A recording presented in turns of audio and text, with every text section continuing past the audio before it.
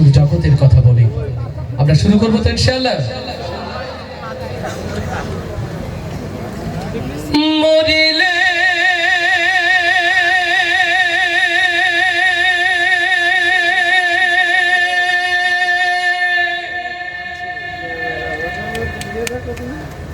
কান্দিস না আমার দাই রে,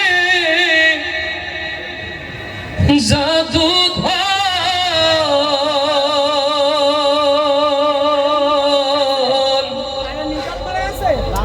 মরিলে কান্দিস না আমার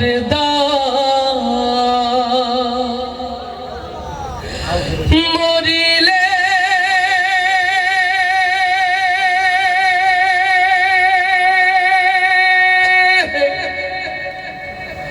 কান্দিস না আমার দাই রে, জাদু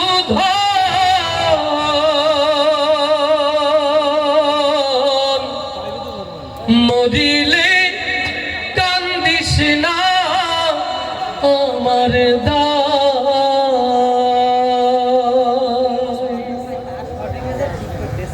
মারহাবা। আসতে বলবো না জোরে?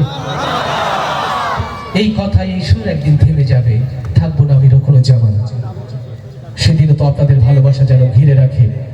আল্লাহ কবুল করুন, আল্লাহ কবুল করুন, আল্লাহ কবুল করুন।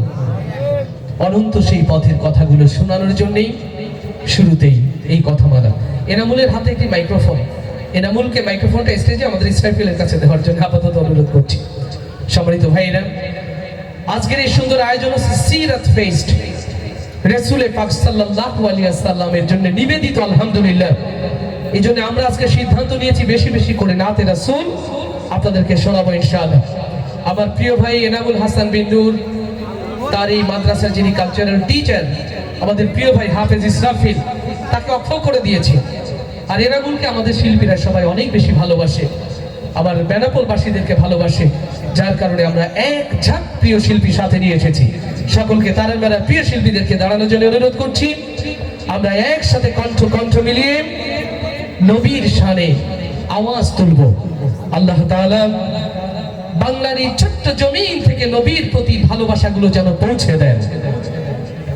আমি গত 15 তারিখে মদিনা থেকে দেশে এসেছি।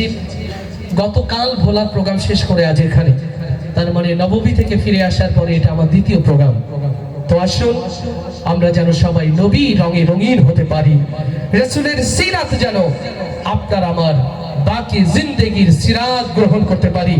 রাজি আছি তো ইনশাআল্লাহ? রাজি আছি তো ইনশাআল্লাহ?